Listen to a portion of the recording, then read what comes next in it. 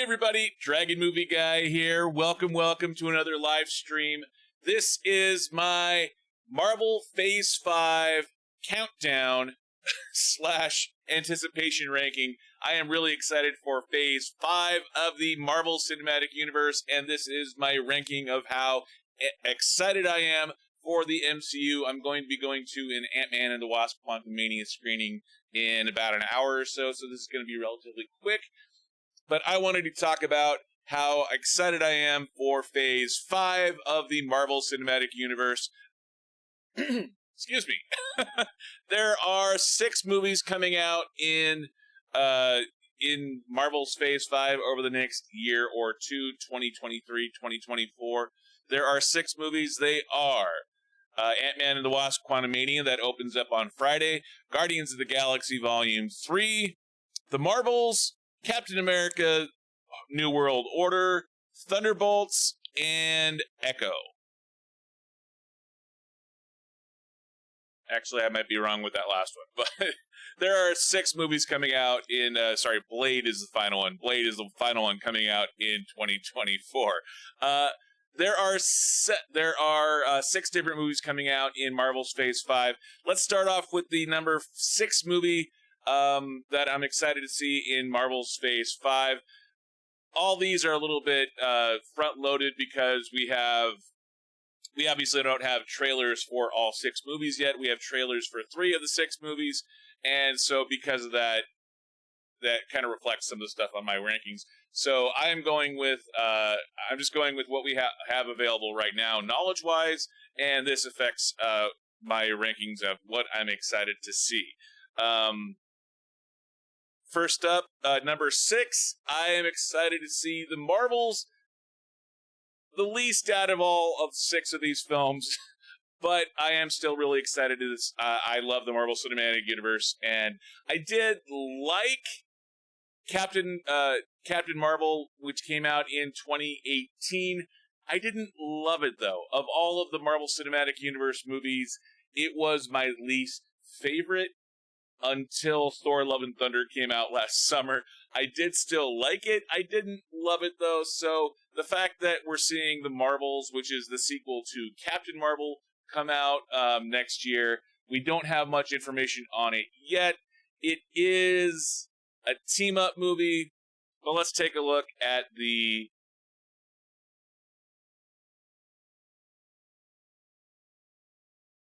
as you can see, as I pull it up, The Marvels is a sequel team-up movie to Captain Marvel, which came out in 2018. We have Brie Larson coming back as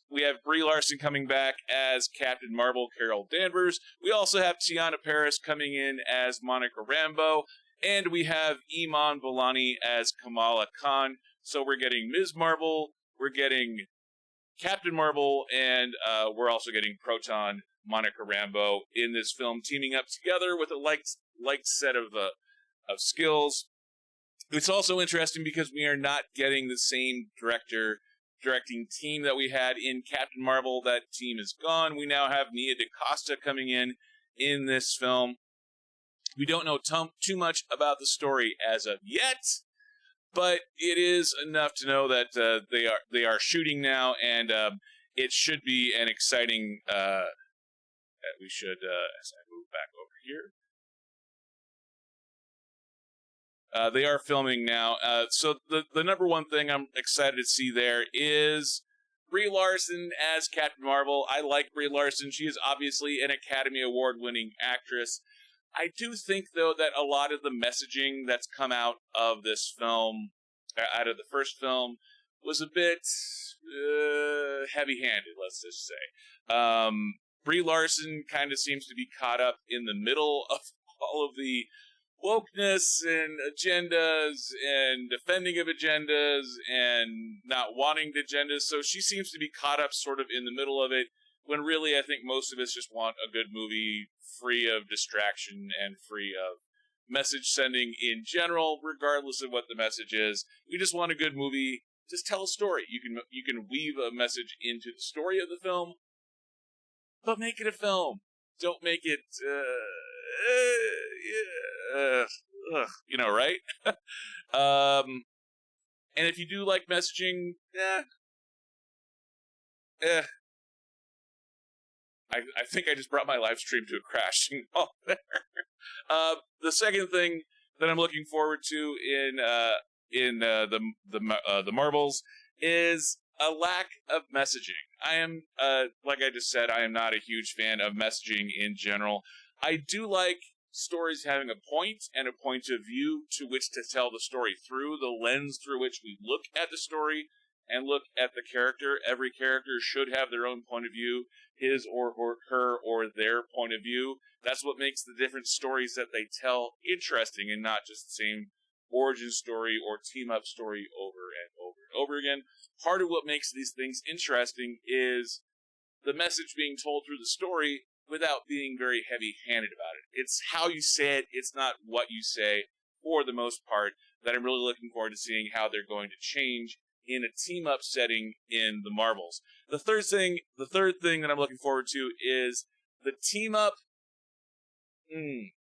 This is, we have Guardians of the Galaxy, we have the Avengers, we have so many different team-up movies in the Marvel Cinematic Universe. We even have a couple of other team-ups coming up in Phase 5 and beyond. So it'll be interesting to see how they team up Ms. Marvel, Captain Marvel, and Proton in this film. If they're coming together last minute, if they're already established. It'll be interesting to see how the team-up goes and whether the team-up is they have three different storylines leading into the film and they don't team up until the final scene, or is this one where they've already been teamed up before the film starts and we get the journey that they're going on already in progress. It'll be interesting to see if the team-up is a big part of the story or the team-up already happened. I am excited for this film, but there's still so much that we don't know. We have a poster, but we don't have a log line yet, and we don't have a trailer yet, so there's not as much to be excited about in the Marvels as I would hope.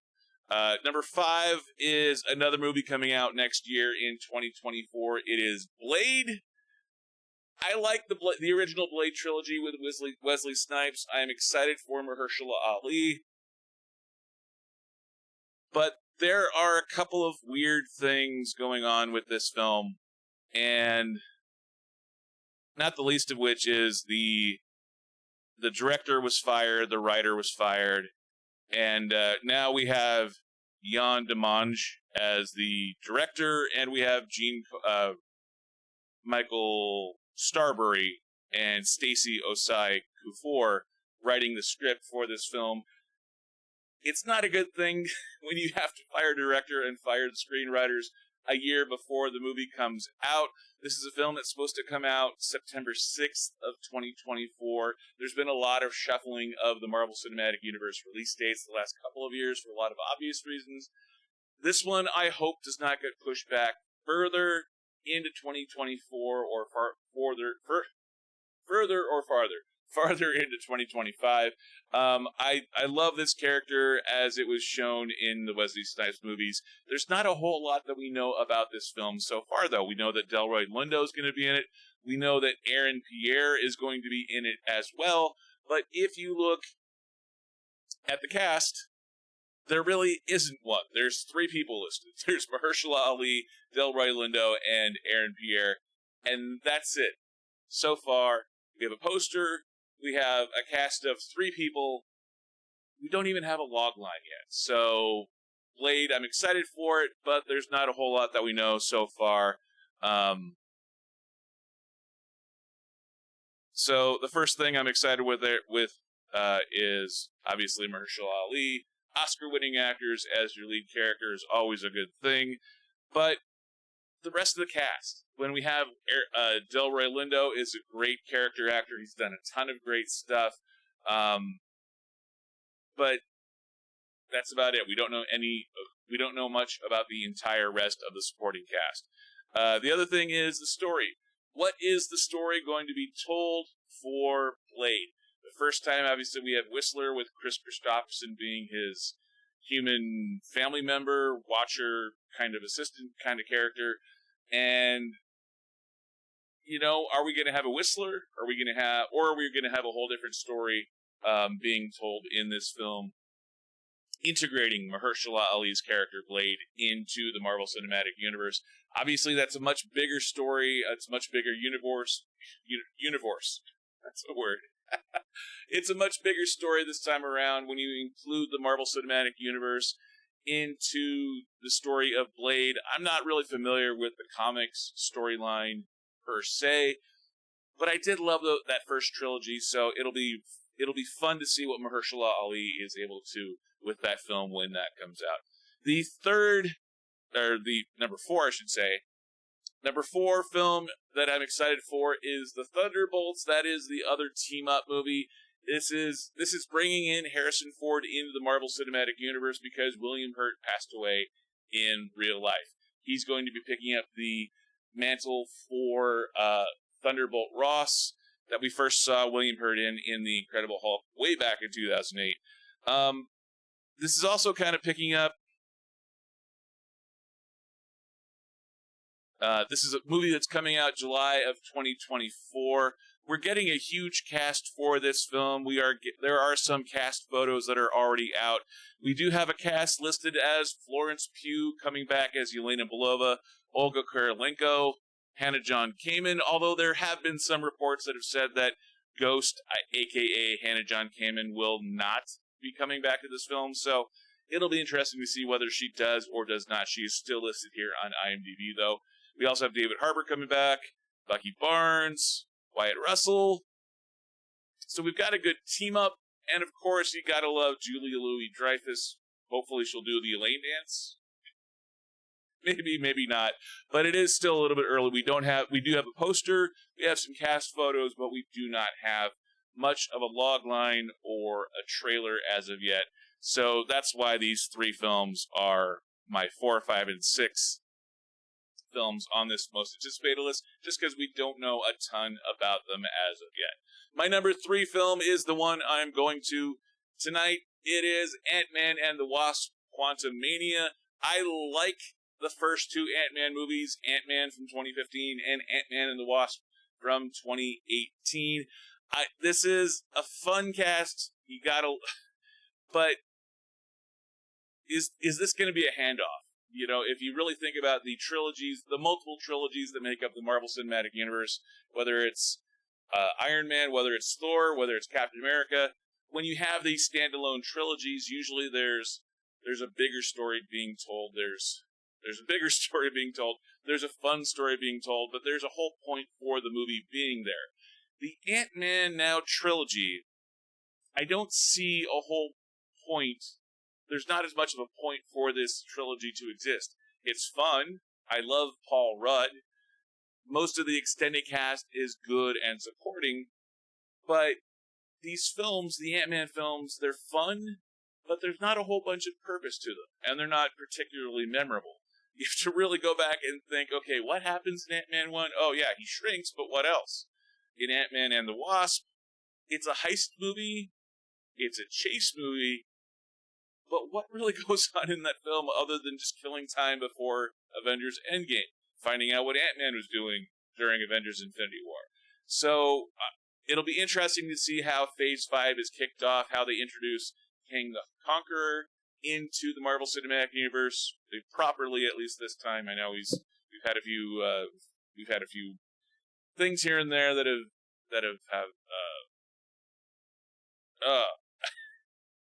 there we go. Jonathan Majors takes over the role of Kang, or originates the role of Kang in the MCU. Yes, we've had a few shots of him appearing in post-credits trailers, not post-credits scenes, that sort of thing. But is Jonathan Majors going to be well, we know he is the big bad for Phase 5, 4, 5, and 6. And this is his proper introduction to the MCU as a whole. So it'll be interesting to see.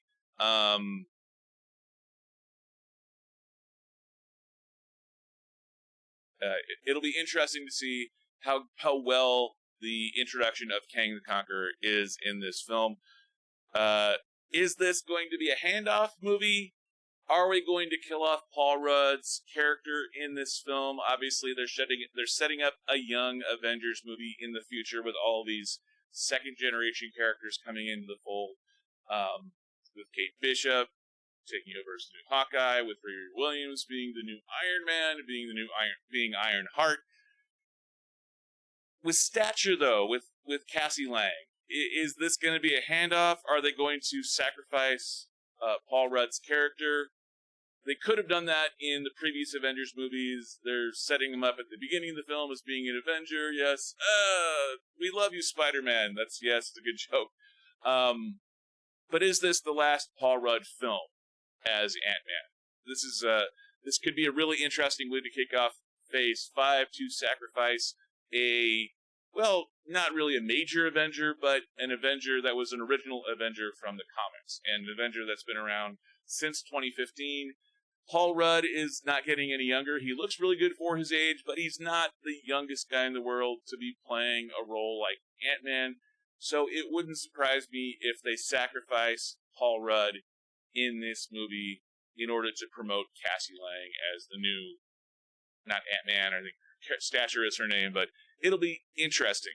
The other thing is, and this is not really a spoiler because it's in the commercials that were airing during the Super Bowl, the ending of this film, is it going to be another Dormammu ending that we had in Doctor Strange? Dormammu, I've come to bargain. The fact that we had that in a trailer for a movie that hadn't come out yet, and what was in the trailer for the Super Bowl was an ending where we have Ant-Man going up against Kang and saying, "I don't have to win, but I don't have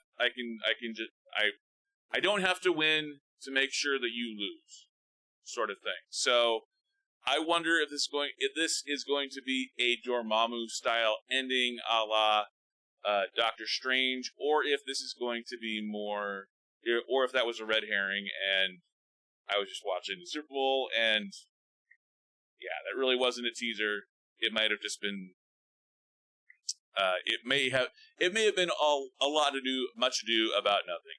The other thing is they're really giving a hardcore 3D push for this film. The 3D in Ant-Man 1 was phenomenal. The 3D in Ant-Man and the Wasp was okay. It wasn't bad, but the upconversion of 3D technology is not particularly great. When you produce a film in 2D and then upconvert it to 3D, that technology isn't as good as Avatar. It isn't as good as the first couple of 3D films in the MCU, going back to Captain America, the First Avenger.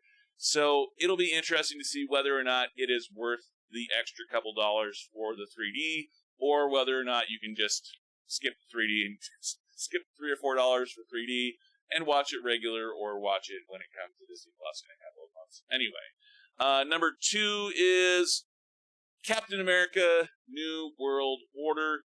This is a film that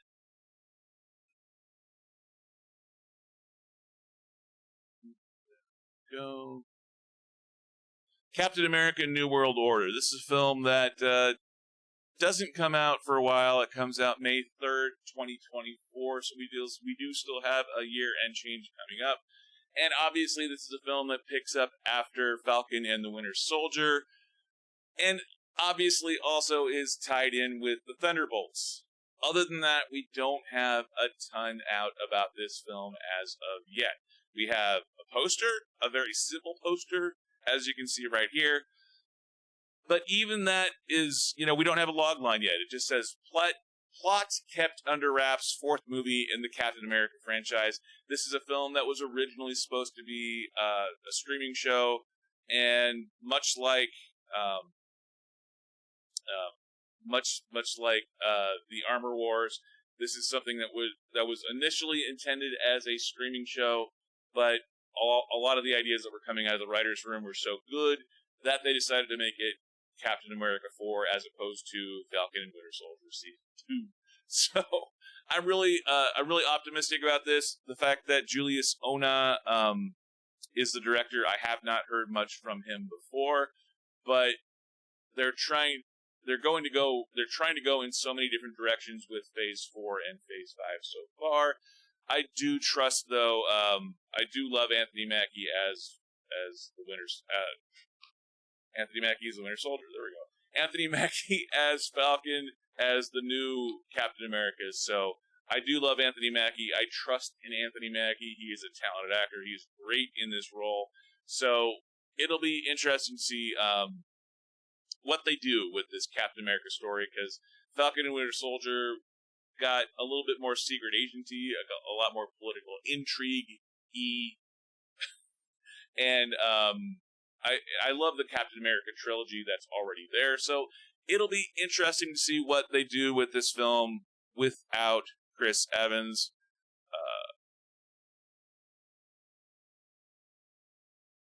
The first thing that I'm obviously excited for is Sam Wilson taking up the mantle of Captain America. Yes, he already took it up in Falcon and the Winter Soldier, but Sam Wilson's a great character. I love it is fun.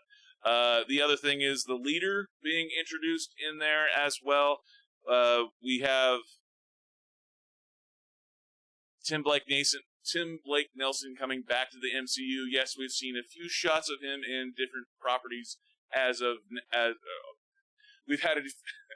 we've had a few different shots of Tim Blake Nelson pop in over the last couple of projects that have been out there, but this will be the first time we really see the leader, Tim Blake Nelson's character.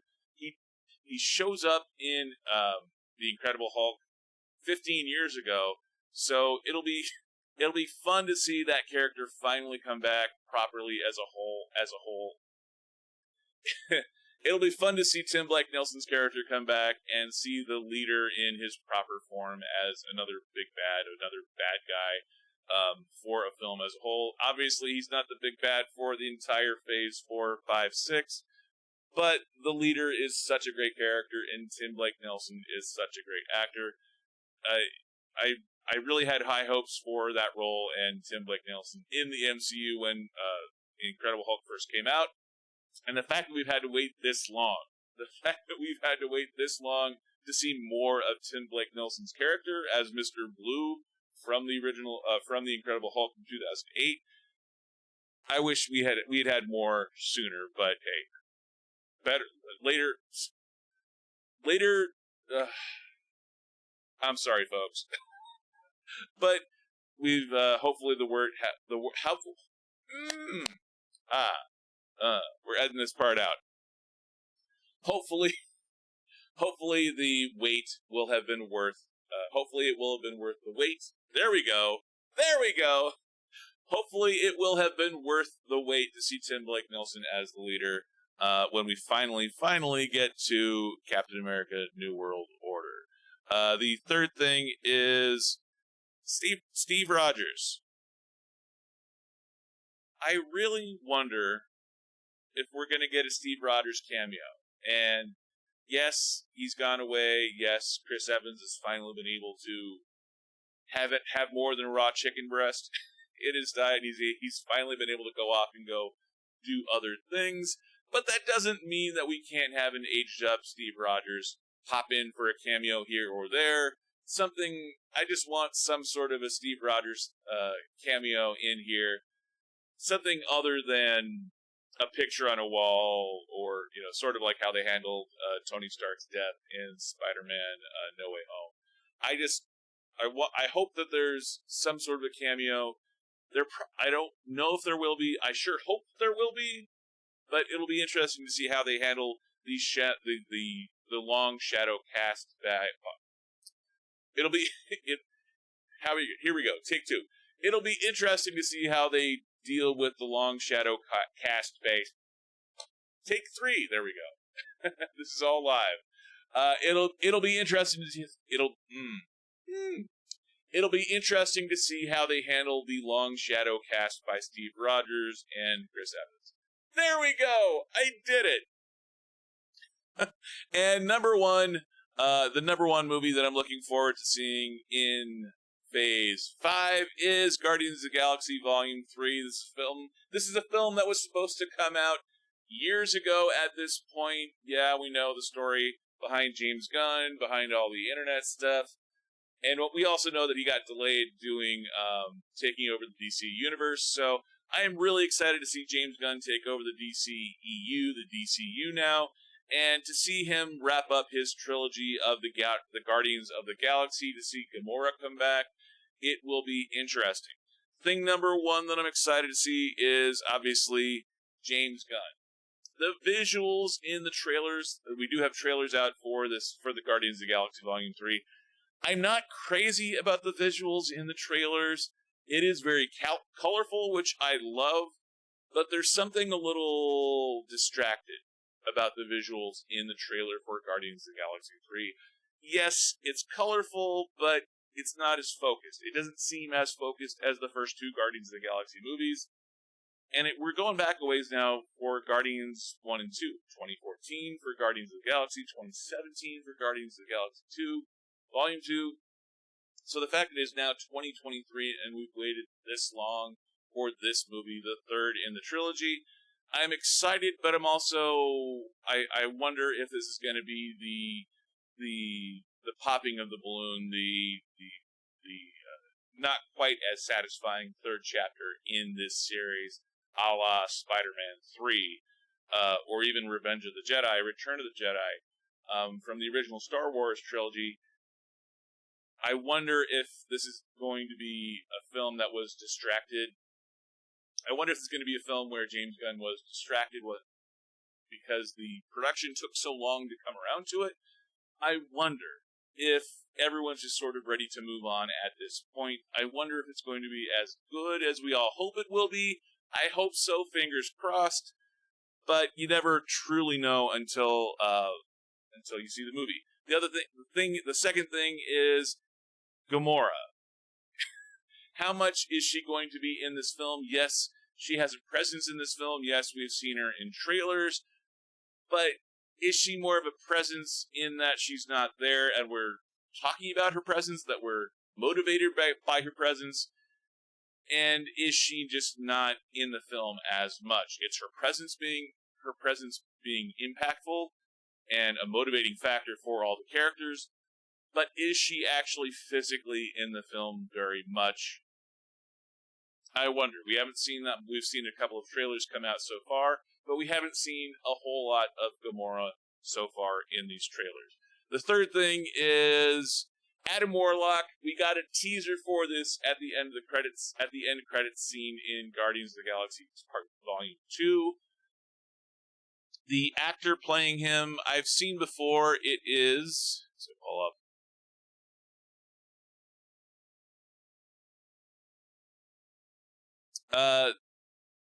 The actor for him is a talented actor. We've seen him before in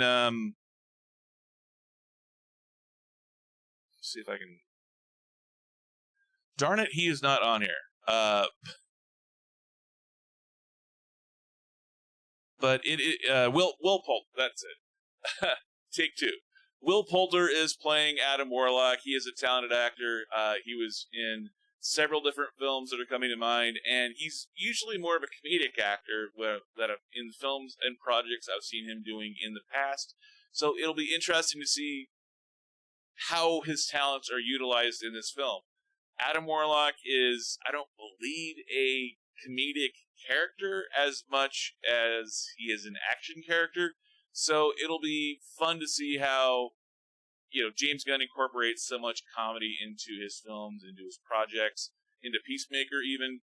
So it'll be interesting to see whether Will Poulter as Adam Warlock is a comedic character or not, or if he's really going against the type in this role. So those have been my top 6 movies for Phase 5 of the Marvel Cinematic Universe. Let me know in the comments section down below. What movies are you looking forward to watching the most in Phase 5? Were you disappointed with Phase 4? Were you underwhelmed by Phase 4? There were a couple of great movies in Phase 4. I did like Phase 4 in the MCU, but I understand how people don't like it as much because it's not as focused in the storytelling as Phase 3 was. And there's no Avengers movies in either Phase 4 or Phase 5. We have to wait until Phase 6 for the next Avengers movie. So We got a few team-up movies in Phase 5, but no Avengers movies per se.